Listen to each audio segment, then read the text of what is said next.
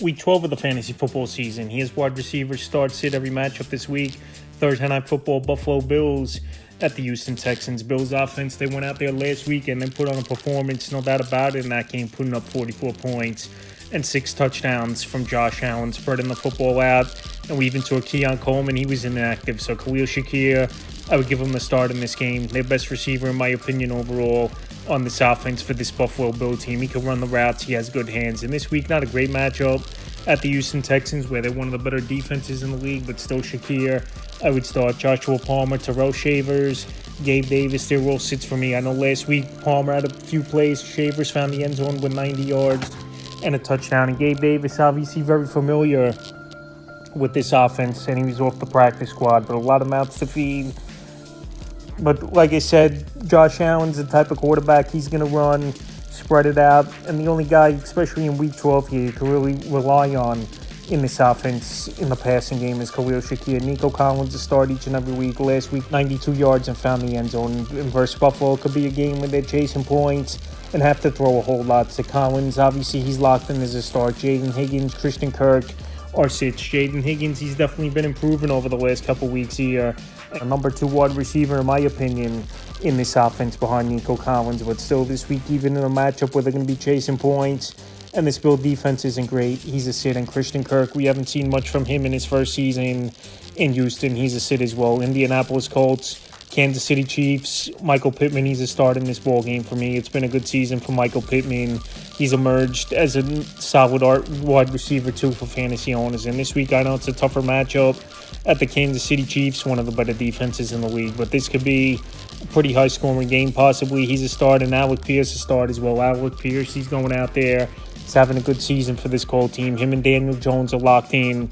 And coming off a bye, you know, it's big for some of these players to heal up, get a little bit refreshed. And this week, I think Pittman and Pierce could be decent options, even in a tough matchup. And Josh Downs, he's a sit. We haven't seen much out of Downs this season. He's more of a touchdown-dependent wide receiver than anything. And this week, I don't see him doing much at Kansas City. Rashee Rice, he's a start each and every week.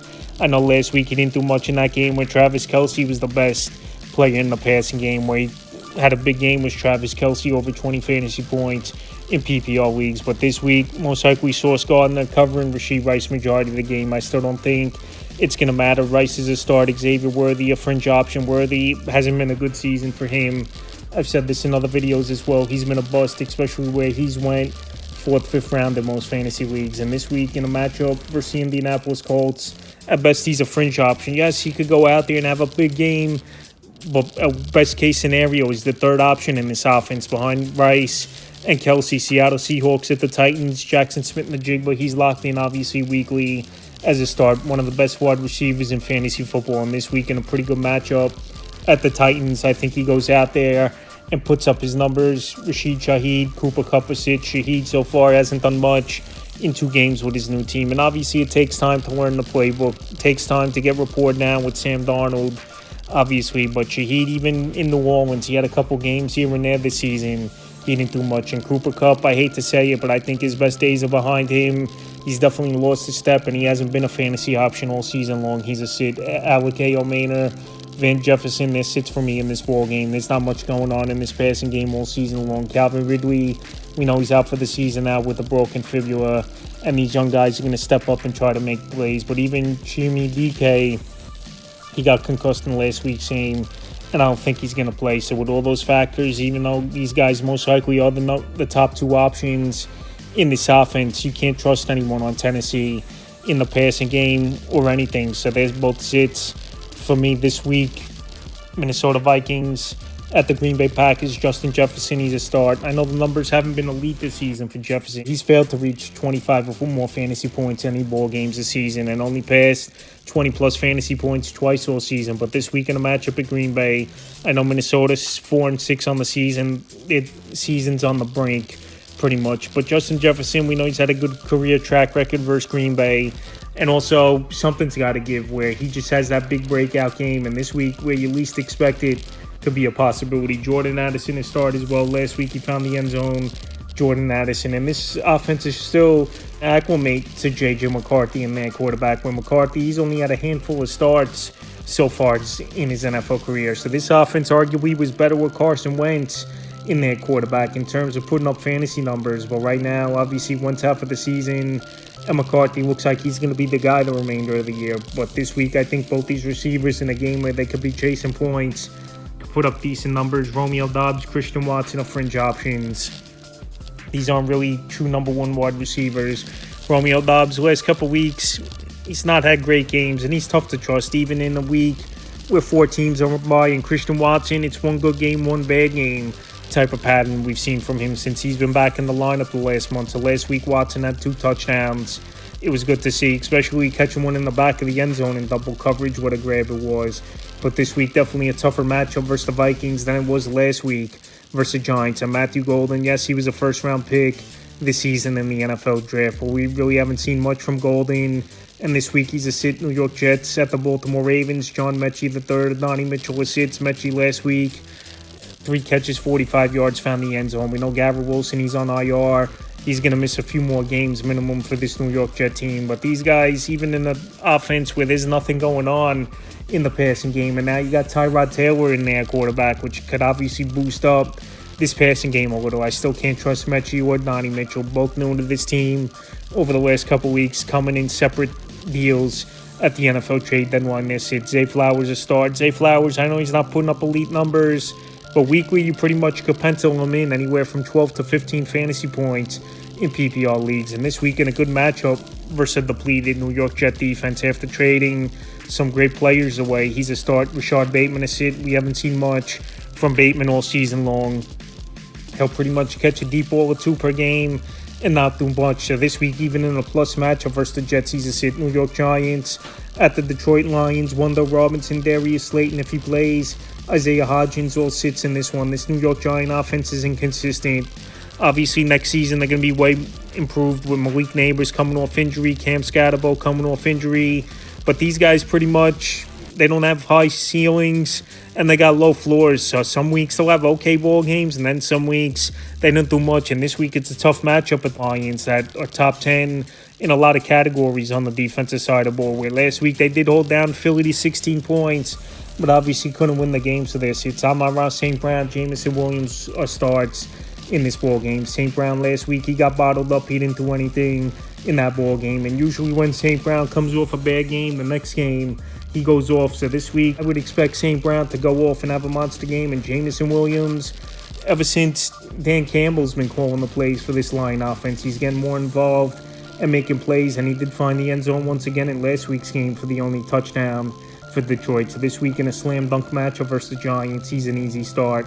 Pittsburgh Steelers at the Chicago Bears. DK Metcalf, the numbers have gone down weekly over the last month of the season. He really hasn't brought much to the table for fantasy owners. So this week at the Bears, at best, he's a fringe option. And also Aaron Rodgers, we'll see if he plays in this game or not with a chip in his left wrist. Rome Odunze a start. I know the last month of the season, it's been up and down for Rome Odunze, but this week a pretty decent matchup versus the Pittsburgh Steelers. Their defense still gives up numbers, even though a lot of names on defense, obviously. T.J. Watt, Hayward, Jalen Ramsey, Demarius Slay on this defense, just to name a few good players. But like I say, the Odunze and Caleb Williams, they've been locked in. And in this ball game, I think Odunze gets back on track. DJ Moore sit. All season long, he's been inconsistent. He's DJ Moore. And even last season, him and Caleb Williams weren't connecting weekly and making big plays. And the same's gone on this season. So this week in a matchup versus Steelers, he's a sit. New England Patriots at the Cincinnati Bengals. Stephon Diggs, it's been a good 6-week run for him now for this New England Patriot team. He's running the routes. He's getting healthier as the weeks go on. We remember last season in Week 8, he torn that ACL. So he's only 13 months removed from the injury, and he hasn't missed a game all season long as Stephon Diggs. So he obviously recovered pretty quickly. He's going out there making plays, and this week it's a great matchup at arguably the worst defense in the league in Cincinnati. Kayshon Boutte looks like he could possibly return this week, where he's going to practice to begin the week for this New England Patriot team, but he's a fringe option to me, where he's made some plays this season as Boutte, and he's been a touchdown-dependent wide receiver. And Matt Collins as well, he's a fringe option, where he's been a good deep ball threat over the last few weeks for this Patriot team, going out there making plays. And last week he dropped one that was right in the bucket, or it would have been a way bigger game for him. So he's a fringe option. Jamar Chase, T. Higgins obviously starts, but the thing with Chase, he's suspended the game, and we'll see if he appeals right away or not. It's Jamar Chase. Obviously, if you don't play in this game, he's not in the lineup, and if he does play, he's in your lineup weekly, obviously. Not another monster year with Joe Flacco in there, quarterback, and T. Higgins. Obviously, he's a start each and every week. Once again, last week, 63 yards and found the end zone. Cleveland Browns at the Vegas Raiders. Jerry Jeudy, Cedric Tillman, Isaiah Bond all sits in this game. Shedeur Sanders, it looks like he's going to start. Dylan Gabriel still in concussion protocol. I know this Vegas Raider defense isn't any good. They just got torched by the Dallas Cowboys offense, 33-16, losing on that Monday night game in Week 11. But like I said, the wide receiving game hasn't done much all season long for this Cleveland Brown team. I think Shedeur Sanders is a more talented quarterback than Dylan Gabriel, but still, you have to see these guys on the field with Shedeur and getting, obviously, the report down. So this week, even in a good matchup, these three wide receivers I don't have confidence in. This hits. And now to the Raiders, their receiving room pretty much depleted. Not much going on over there, especially after they traded Jacoby Myers. Trey Tucker, he did find the end zone versus the Dallas Cowboys, but obviously you have to see a little bit more to have confidence putting him in the starting lineup. And also as well, this Cleveland Brown defense, one of the better defenses in the league, where Ward could be on Tucker a majority of this game. And Tyler Lockett, he really hasn't shown much as well this season with Tennessee and over here with Vegas. So both these wide receivers are sits as well for me. Jacksonville Jaguars at the Arizona Cardinals. Brian Thomas, he's been out the last few weeks with an ankle sprain. If he returns in this game, he's a start as Brian Thomas. I know this year it's been a down season for him. Obviously, he's Brian Thomas after he had a breakout rookie season last season for the Jacksonville Jaguars. Parker Washington, a start as well. I know last week a non-existent ball game it was for Washington, where a couple weeks ago in that ball game in Houston, he found the end zone twice with a receiving touchdown and a punt return touchdown. So this week, I think he bounces back. It's a better matchup at Arizona. And Jacoby Myers a start as well, where I think these receivers could go out there and make plays. And this offense, they want to throw the football a little bit more and make the big plays. I know Etienne, he's been solid all season long in the running game, but this week it's a good matchup at Arizona, where Brock Purdy returned to the lineup last week versus defense and had a big game. Marvin Harrison Jr., he was out last week.